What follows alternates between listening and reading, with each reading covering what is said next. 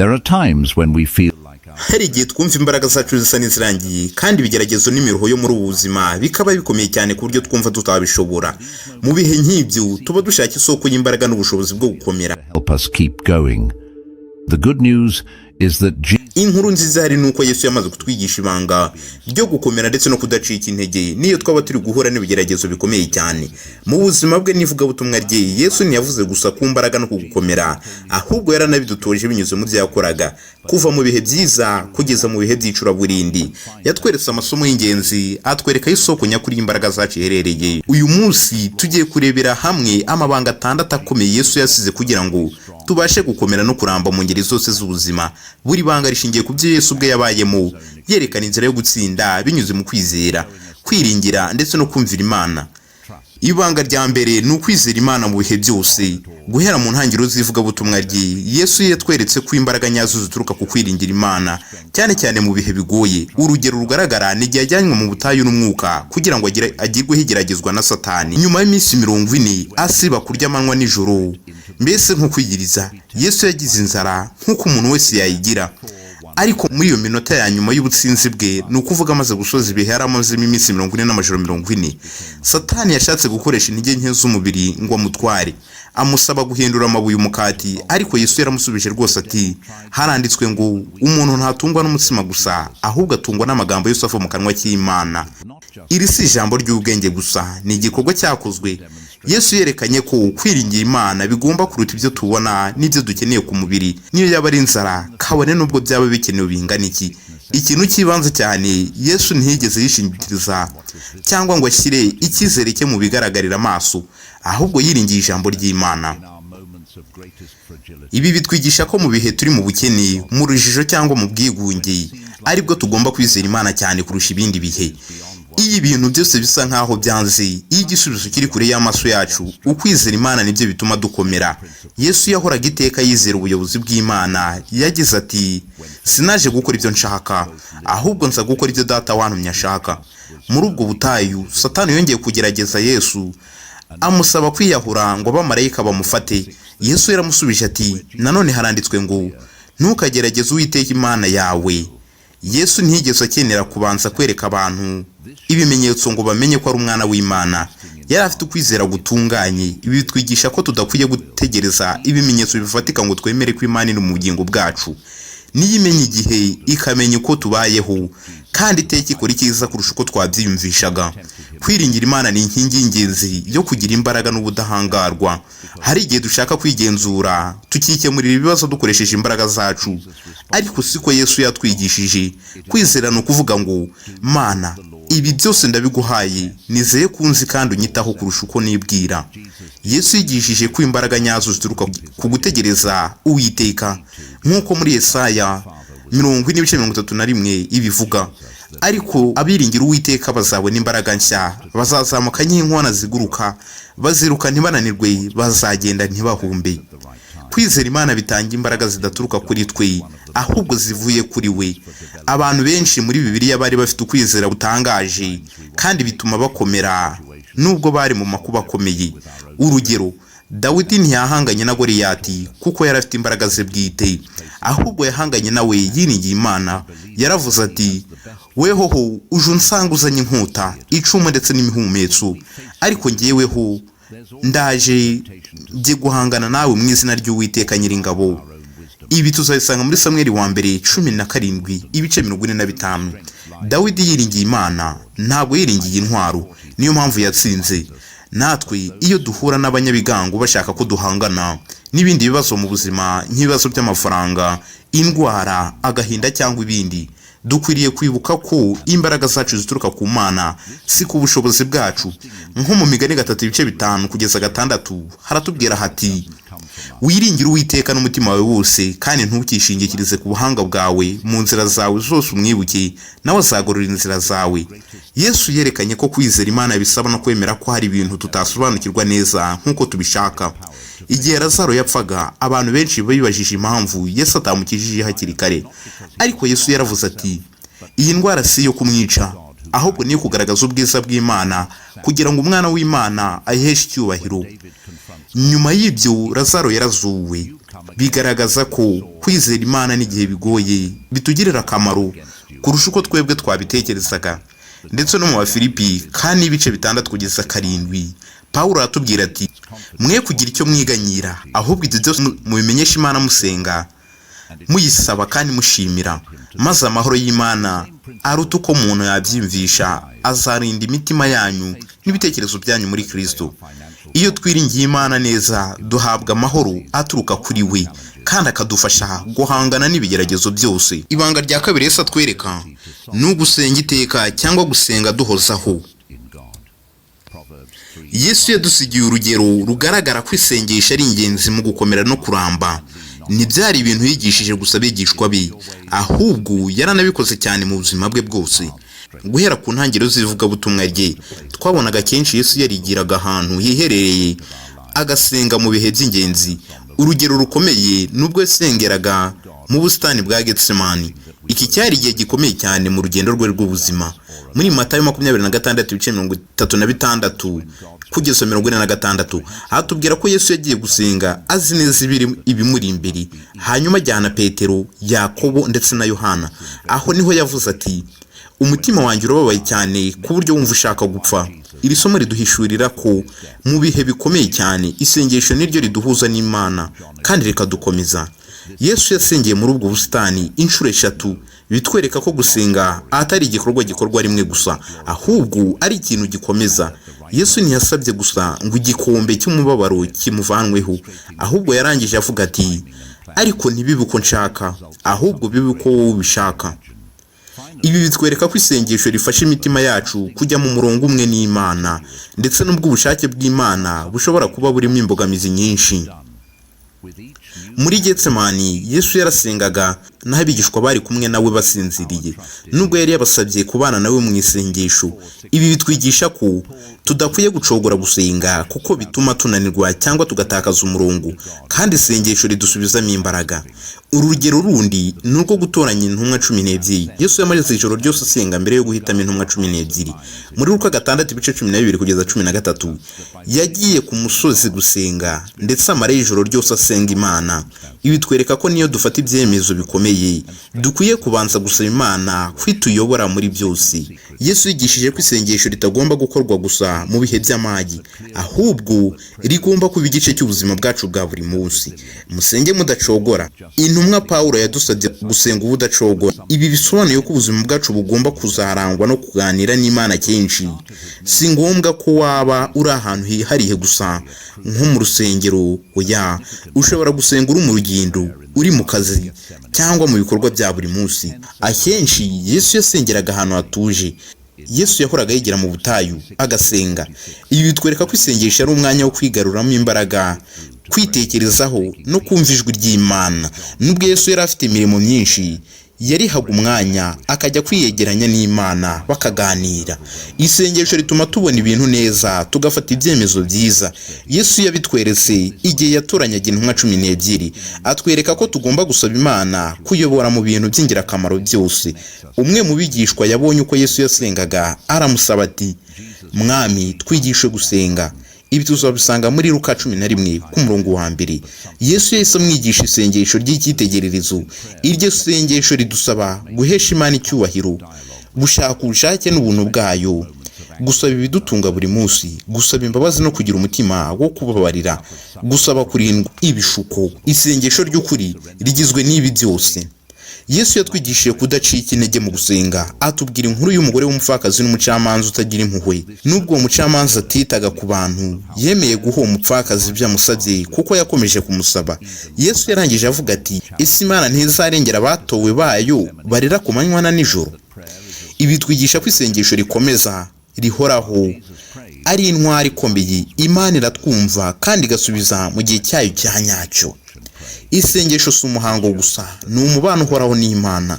Riduha imbaraga, kudacika intege, kandi rigatuma duhora dufitanye isano rikomeye n'Imana mu bihe byose. Ibanga rya gatatu Yesu yadusigiye ni ugutanga ubufasha ku bandi. Yesu yatwigishije ko imbaraga nyazo n'ubudahangarwa bikomoka cyane cyane mu gukorera abandi cyangwa mu gufasha abandi. mu bihe byinshi yerekanye ko inzira ijya ku busumbane nyakuri atari iyo guhabwa serivisi, ahubwo ari iyo kuyitanga. Nk'urugero yatweretse n'urwo koza ibirenge by'intumwa mu gihe cy'ifunguro rya nyuma cyangwa se last supper. Yesu yakoze ikintu cyari gitangaje cyane, ari we mwigisha n'umwami. Yarahagurutse yambara igitambaro, apfukama imbere y'intumwa ze, atangira kubakarabya ibirenge.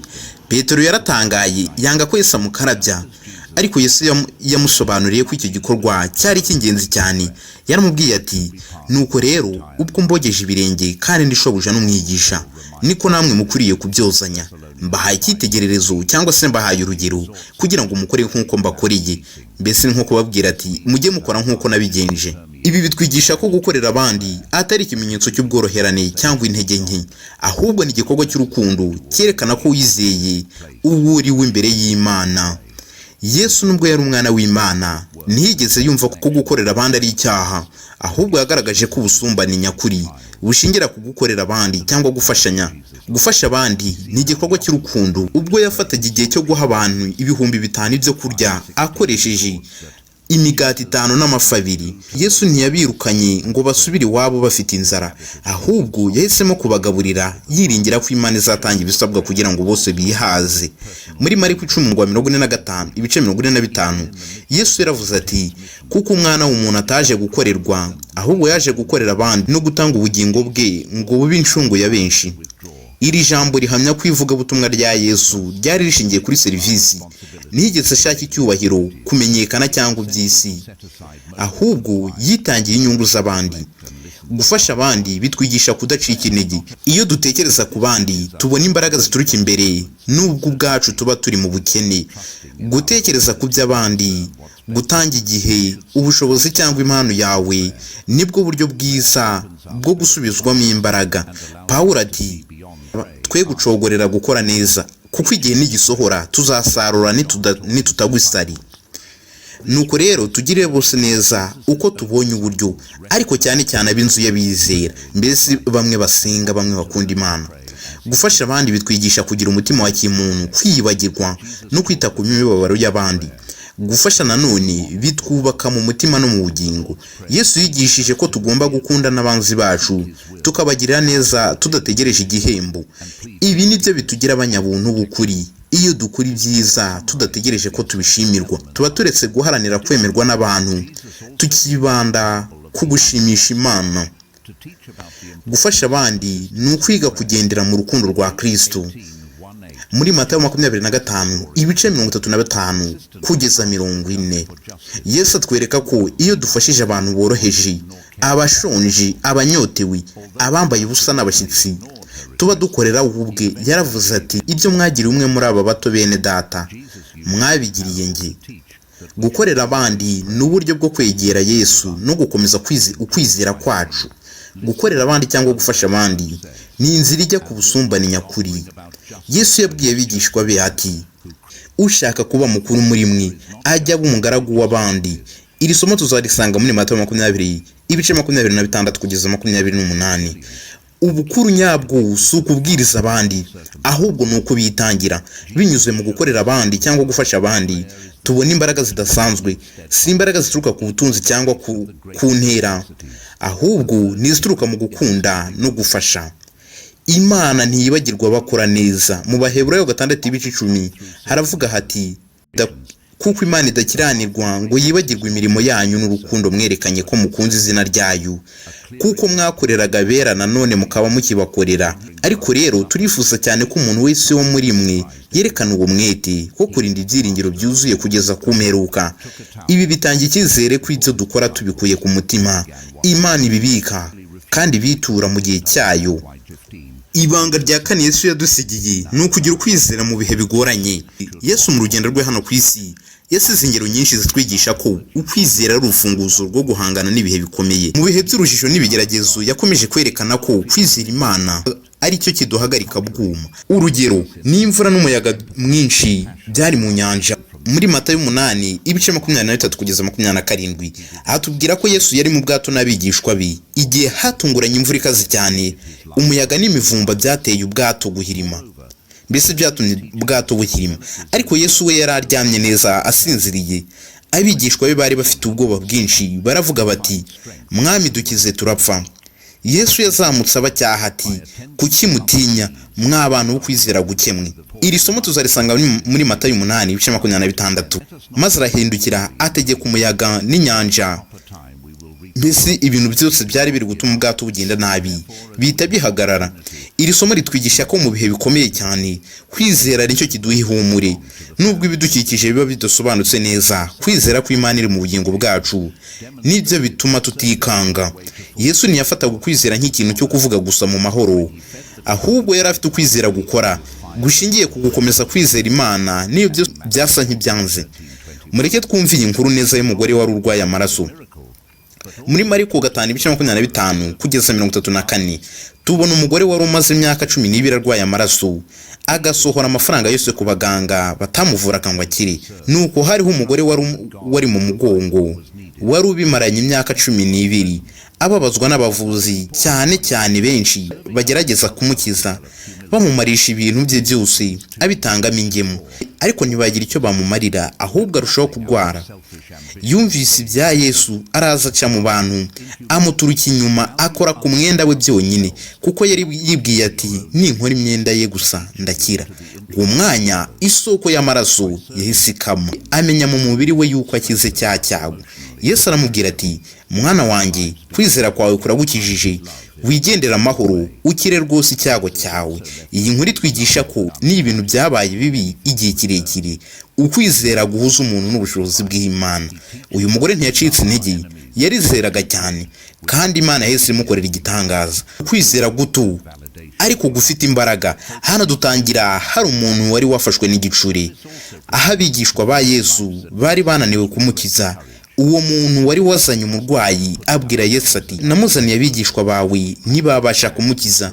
Yesu aramusubiza ati, yemwe bantu b'iki gihe biyobagiza batizera, nzageza he kubana namwe? Nzabihanganira kugeza ryari? Nimumunzanire hano. Yesu aramucyaha, dayimoni amuvamo, umuhungu ahera ko arakira. Maze abigishwa begera Yesu biherereye bati, niki cyatumye twebwe bitunanira kumwirukana? Uyu murongo niwo nshaka ko mwumva. Arabasubiza ati, ni ukwizera kwanyu guke. Ndababwira ukuri yuko mwaba mufite kwizera kungana n'akabuto ka sinapi, mwabwira uyu musozi muti, va hano ujye hirya, wahava kandi nta kizabananira. Yari ashaka kuvuga ko si ubunini bw'ukwizera bugira umumaro, ahubwo nuwo dushyizemo kwizera kwacu no kugira ukwizera guto ariko gushingiye ku Mana bishobora gukiza ubuzima, kandi nanone kwizera biduha amahoro. Muri Yohana 14:27 Yesu yaravuze ati, amahoro mbasigiye ni amahoro yanjye mbahaye, siyo mahoro isi itanga. Ntimukagire ubwoba cyangwa ngo imitima yanyu ihagarare. Amahoro Yesu aduha ntashingira ku bintu byo hanze, ahubwo nayambabwira y'imbere aturuka ku kwizera. Niyo mpamvu niyo turi mu mvururu, kwizera gutuma umutima wacu utekana. Hano tugiye ku nkuru y'umugore w'umukanani muri Matayo 15:21 kugeza 28. Hatubwira inkuru y'umugore w'umukanani waje asaba Yesu gukiza umukobwa we. Yesu ntihise amusubiza, kandi abigishwa be baramusabye ngo amusubize inyuma, ariko uyu mugore ntiyacitse intege, yakomeje kumusaba kugeza Yesu amubwiye ati, yewe mugore, ukwizera kwawe ni kunini, icyo usabye kibe nk'uko ubishaka. Ibi tuzabisanga muri Matayo 15:28. Iyi nkuru yerekana ko kwizera nyako ntigucogora n'ibihe bigoye. Uwo mugore yizeye Yesu nubwo abandi bamusubizaga inyuma, kandi nanone ngo kwizera kureba kuri. Mu Baheburayo 11:1 haravuga hati, kwizera ni ukumenya rwose ibyiringirwa udashidikanya ko bitazaba, kandi niko kuduhamiriza ibyo tutareba ko ari iby'ukuri. Iyo twizeye Imana niyo ibisubizo bitaraboneka, tumera nk'abantu bafite icyizere cy'ejo heza, kuko tuzi ko Imana iri mu bugingo bwacu kandi dukunda. Ni nk'urugero rwa Lazaro muri Yohana 11:25 kugeza 26. Yesu yabwiye Marita ati, nijye kuzuka n'ubugingo, unyizera naho yaba yapfuye azabaho.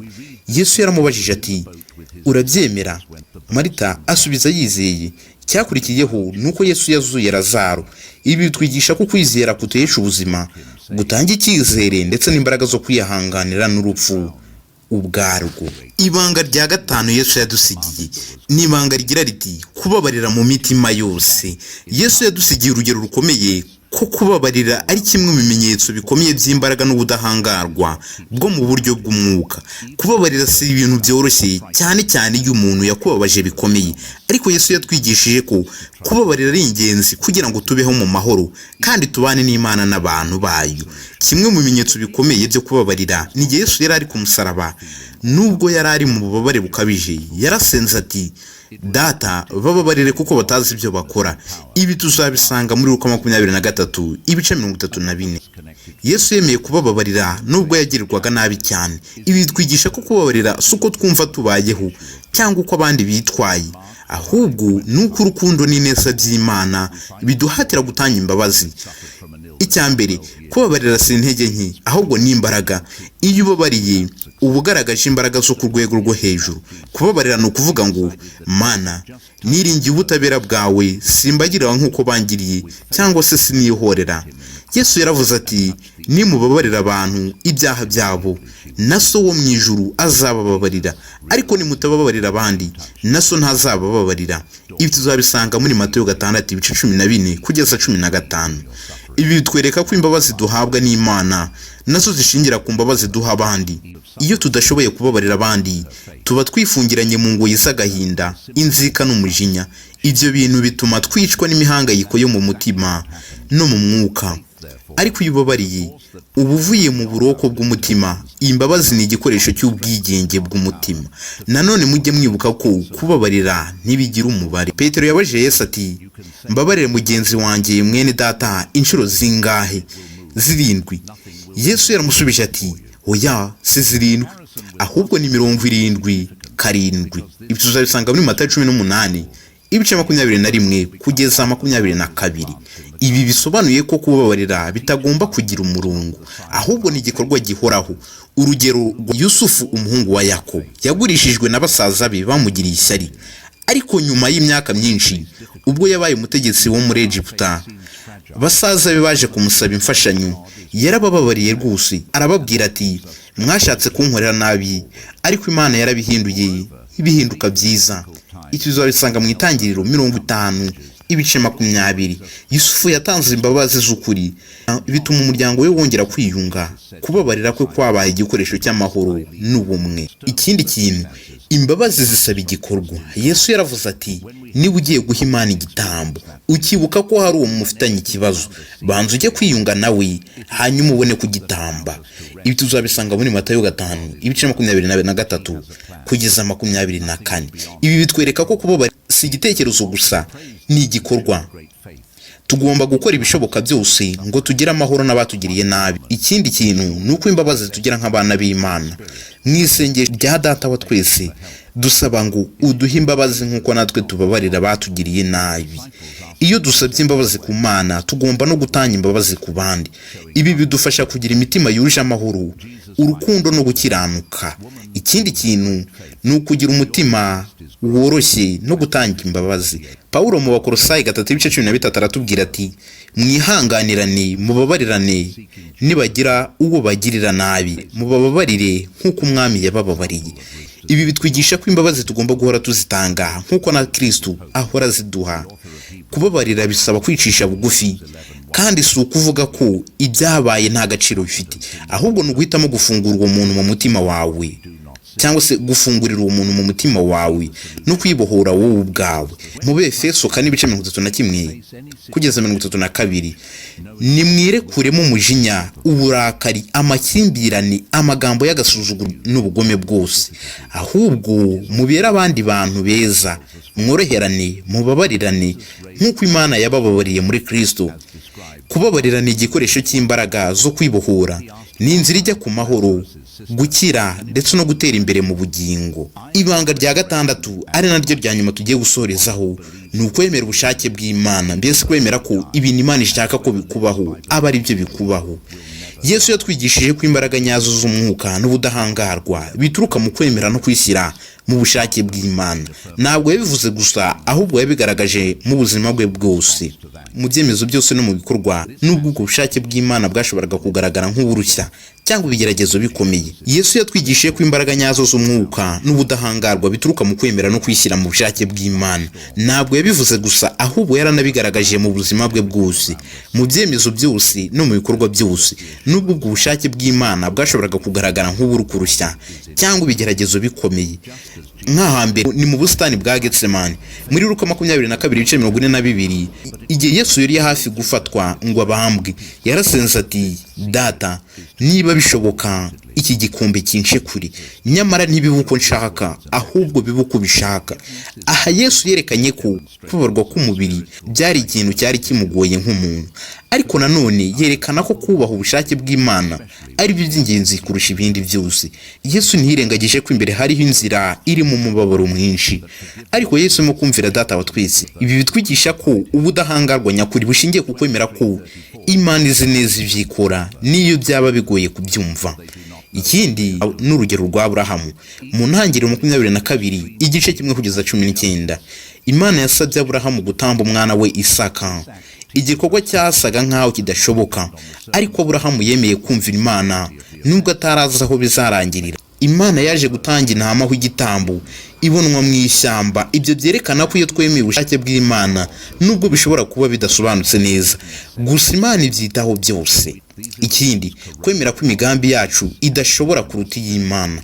Mu Migani 16:9 haravuga hati, umuntu ashobora gutegura inzira ye mu mutima, ariko Uwiteka niwe uyobora intambwe ze. Hari igihe dutegura ibya none, ejo n'ejo bundi, ariko Imana niyo ifite ijambo rya nyuma. Iyo imigambi yacu ihindutse, bidakwiriye ko ducika intege, ahubwo tugomba kwemera ko Imana ibizi byose kandi ifite igisubizo cyiza. Icyo wita gutsindwa gishobora kuba inzira y'Imana yo kukwereka ikintu kinini kurusha icyo watekerezaga cyangwa kurusha icyo wapangaga. Ikindi, kugendera mu bushake bw'Imana bisaba kwizera no gukomera. Yesu yahamagaye Petero ngo amugana ari mu mazi. Ibi tuzabisanga muri Matayo 14:22 kugeza 33.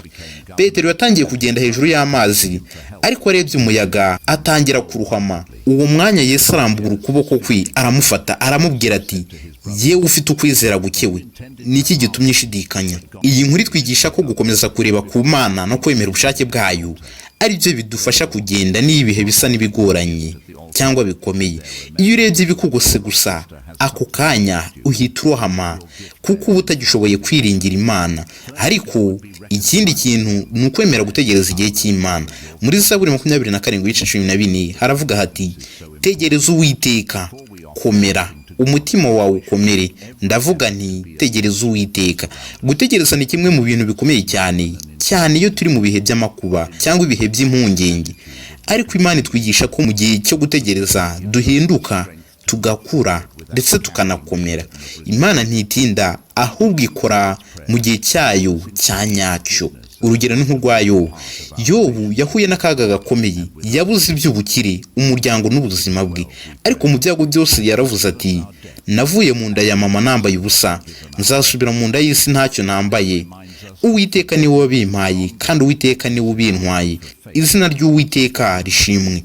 Ibi bitwigisha ko kwemera ubushake bw'Imana ari uburyo bwo kwishingikiriza ku Mana. Si uko ibintu bigenda neza, ahubwo nuko tumwemera no mu byiza ndetse no mu bibi. Amaherezo Imana yagaruriye Yobu ibirenze ibyo yari yarabuze, ariko ikirenzeho cyane nuko yakuriyemo kwizera gukomeye n'umwuka udashobora kugungwa. Isengesho rya Data wa twese. Yesu yaravuze ati, ubushake bwawe bube ku isi nk'uko buba mu ijuru. Ibi bitwigisha ko igihe dusenga tudakwiriye gusaba gusa ibyo dushaka, ahubwo tugomba no kuvuga ngo, Mana, ibyo ushaka biba ari byo binzaho. Kuvuga ngo bibe uko ushaka bitange ihumure, amahoro ndetse n'imbaraga. Ibyanditswe biradukomeza nanone. Mu Baroma 8:28 haravuga hati, kandi tuzi yuko kubakunda Imana byose bifataniriza hamwe kubazanira ibyiza, ari bo bahamagawe nk'uko yabigambiriye. Ibi bitwereka ko ibintu byose, ibyiza n'ibibi, bigira umumaro igihe wemeye ubushake bw'Imana. Ikindi ni ugukomeza kwemera ubushake bw'Imana uko ibihe bihinduka kose. Ubushake bw'Imana si ikintu umuntu akora rimwe gusa, ahubwo ni urugendo. Buri munsi buri mpinduka mu buzima tugomba kuvuga tuti, Mana, nubwo ntasobanukiwe neza, ndakwemera kandi ndagushimira. Yesu yatwigishije ku bushake bw'Imana bwuzuyemo imbuto z'amahoro, ibyishimo n'umukiro.